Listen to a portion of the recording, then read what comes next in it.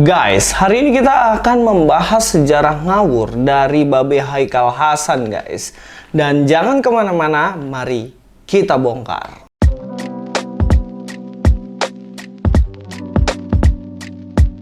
Assalamualaikum, selamat datang kembali di channel ini. Kali ini saya akan membahas statement dari Babe Haikal.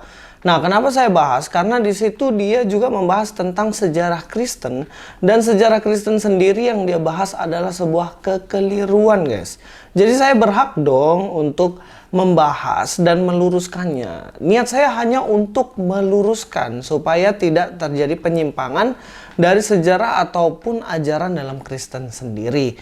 Itu aja sebenarnya tujuan saya, dan teman-teman semuanya mari kita langsung aja dengar videonya. 1978 sebelum Masehi, lahirnya Nabi Ibrahim di Babilonia. Ya, dia di sini mengatakan bahwa tahun 1978 itu adalah lahirnya Abraham di Babilonia. Nah, ingat ya, 1978 adalah lahir Nabi Abraham katanya. Tapi sebenarnya ini adalah sesuatu hal yang sangat-sangat keliru, sebab Abraham tidak lahir di tahun 1978. Tapi dia tahun 2000-an, dia sudah lahir, guys. Jadi dari sejarah yang disampaikan Pak Haikal ini, ternyata selisihnya bahkan sampai 200-300 tahun. Mari kita akan lihat timeline dalam Alkitab, karena kita hanya dapat sumber yang paling dekat adalah dari Alkitab, dan itu juga yang dipercaya oleh orang Yahudi sampai detik ini, karena Abraham adalah nenek moyang mereka dan silsilahnya jelas. Dan ini timeline ini bahkan sampai kitab Wahyu ya. Jadi Alkitab tuh punya timeline. Silahkan teman-teman cek aja sendiri dalam Google. Di situ banyak sekali terdapat timeline yang bisa dipertanggungjawabkan referensinya. Mari kita langsung aja masuk ke timeline yang ada. Nah, ini adalah timeline of biblical history. Kalau kita lihat di sini, bagaimana Tuhan, kalau kita lihat ya, Tuhan itu create Adam and Eve itu dalam Kejadian 1-2 itu sekitar 4000 sebelum Masehi. Dan juga Babel, Nuh dan lain-lain di Kejadian 11 ayat 1-9. Kemudian Abraham di sini, Abraham is born atau lahir di Kejadian 11:26 itu tahun 2100. Jadi bukan seperti yang dikatakan tadi oleh Babe Haikal 1975 ya. Jadi selisihnya sebenarnya ya itu tadi yang saya bilang sekitar 200-300 tahun dari apa yang disampaikan oleh Babe Haikal. Nah, kalau kita lihat berarti 1975 itu bagaimana? Nah, kalau 1975 sendiri ya lebih mendekati kepada 1876 juga ini. Yosef father Jacob Israel moved to Egypt with his family to escape famine. Nah, ini adalah pada zamannya ya Yakub, pada zamannya Yakub, bahkan ya bukan di Abraham lahir sih sebenarnya. Karena kalau 1975 itu berarti Abraham ini sudah dibawa ke tanah perjanjian sebenarnya, walaupun belum jadi miliknya. Oke? Ishak aja lahir 100 tahun ketika umur Abraham. Kalau Abraham di situ 2100-an dia lahir, maka 100 tahun kemudian atau masih tahun 2000-an Ishak lahir. Dan kemudian lahirlah Yakub, kemungkinan ya di 1970-an itu tadi yang dibilang. Jadi apa yang disampaikan oleh Pak Haikal ini jelas sesuatu yang harus diluruskan supaya sejarahnya nggak keliru, guys.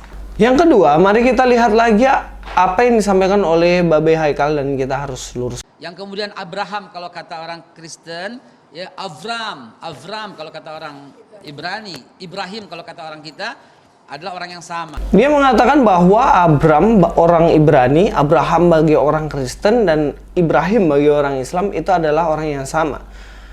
Mungkin menunjuk kepada satu orang yang sama, tapi perbedaannya adalah kisahnya sebenarnya. Kisah di dalam Islam dan juga di dalam Kristen dan Yahudi itu jelas berbeda. Kristen dan Yahudi dan orang Israel itu sama persis, tetapi Islam aja yang berbeda. Tapi kalau memang perbedaannya terlalu jauh ya jelas itu kalau menurut saya sih beda sih. Karena nggak mungkin satu orang punya sejarah dua kan, bener nggak? Apalagi kalau dalam agamanya Pak Haikal ini sendiri kan Abraham pernah mendirikan itu ya, mendirikan monumen ataupun yang mereka saat ini ada dan sebagai penunjuk kiblat itu ya. Nah, tapi dalam Kristen sendiri dan Yahudi nggak ada barang ini gitu loh guys. Jadi bisa disimpulkan sebenarnya berbeda. Tapi kita coba lihat apakah Abram, kalau menurut Pak Haikal tadi kan Abram itu untuk Ibrani, Ibrahim untuk Islam, dan Abraham untuk Kristen. Apakah demikian? Sebenarnya enggak guys.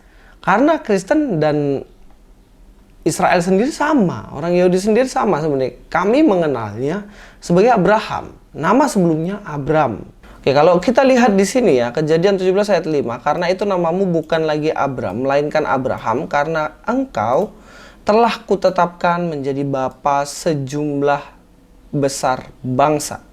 Jadi kalau kita lihat di sini sebenarnya Abram ini namanya sudah dirubah Abraham, bukan beda-beda penyebutan.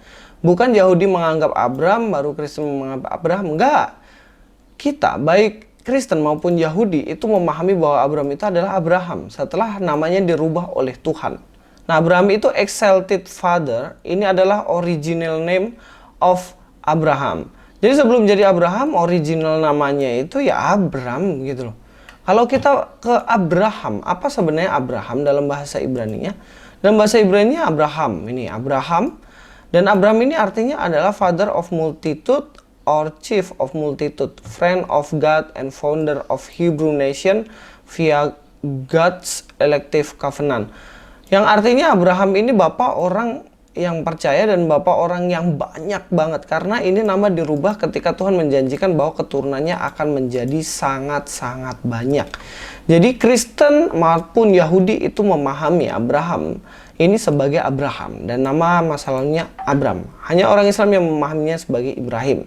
Dari sejarah ini maka kita tahu dengan jelas apa yang disampaikan oleh Babe Haikal adalah sebuah kekeliruan yang harus memang diluruskan. Karena baik Yahudi maupun Kristen memahami Abraham sebagai nama yang sama, yaitu Abraham. Nama sebelumnya Abram, sedangkan dalam Islam saja yang berbeda, yaitu Ibrahim. Bagian ketiga yang kita harus luruskan dari Babe Haikal adalah sebagai berikut guys. Kemudian dia pindah dari Irak, tanah orang Arab, kemudian pindah kemana? Ke Hebron. Lalu kemudian dia bertemu dengan Sarah dan kemudian bertemu dengan Hajar. Dari Hajar kemudian akhirlah Ismail, dari Sarah kemudian lahirlah Ishak. Babe Haikal mengatakan di situ bahwa Abraham pindah ke Hebron dan setelah di Hebron dia bertemu dengan Sarai dan Hagar dan kemudian menikah di situ. Sejarah ini pula salah guys. Tahu nggak salahnya apa? Salahnya itu karena gini. Abraham itu sudah menikah sama Sarah baru pindah ke Hebron. Paham ya? Ketika masih di kampungnya Ur Kasdim, itu Abraham sudah menikah dengan Sarah. Kemudian pindah di Hebron. Setelah kepindahannya, disitulah baru dia menikah dengan yang namanya Hagar. Jadi bukan ketemu dua-duanya di situ dan menikah langsung dua-duanya di situ, guys. Karena apa? Karena Hagar itu kan budak atau hamba dari Sarah kan. Mari kita akan lihat buktinya. Daftar keturunan Terah dalam Kejadian pasal 11 ayat 27, inilah keturunan Terah. Terah memperanakkan Abram, Nahor, Haran, dan Haran memperanakkan Lut. Ketika Terah ayahnya masih hidup, matilah Haran di negeri kelahirannya di Ur Kasdim. Abram dan Nahor kedua-duanya kawin. Nama istri Abram ialah Sarai, dan nama istri Nahor ialah Milka. Anak Haran ayah Milka dan Yiska. Dan selanjutnya, Sarai di situ mandul, tidak mempunyai anak. Kalau kita lihat sini ya. Kemudian di pasal 12, berfirmanlah Tuhan kepada Abram, pergilah dari negerimu dan dari sanak saudaramu dan rumahmu, bapa ini ke negeri yang akan kutunjukkan padamu. Aku akan membuat engkau menjadi bangsa yang besar. Di pasal 12 ayat 5 dikatakan, Abram membawa Sarai istrinya dan Lot anak saudaranya dan segala harta benda yang didapat. Sampai di sini jelaskan bahwa ketika Abraham pindah ini dibawa Sarai dan keponakannya yang bernama Lot. Kita di sini tahu bahwa pernikahan Abraham dan Sarai bukan terjadi di Hebron, guys. Dan ini sesuatu hal yang sangat-sangat keliru. Dari beberapa hal ini, maka kita sudah tahu kekeliruannya dan mudah-mudahan ini bisa membuat kita semakin mengenal, mengetahui sejarah dan apa yang terjadi dalam Alkitab supaya kita cross-check ke dalam bukti-bukti yang lain. Silahkan teman-teman bisa cek data saya. Teman-teman sendiri, kalau ada yang salah silahkan tulis di kolom komentar. Kemudian nanti saya akan memperbaikinya. Yang jelas, jangan pernah takut dikoreksi, di cross-check setiap sejarah. Karena sejarah tidak bisa dirubah. Sesuatu yang mengubah atau sejarahnya itu berubah, maka itu sesuatu yang pasti keliru. Teman-teman jangan lupa juga untuk follow Instagram saya. Saya sudah upload timeline saya di sini. Teman-teman bisa lihat di sana. Sampai ketemu di video selanjutnya. Luis Prasetyo di sini. God be with you all.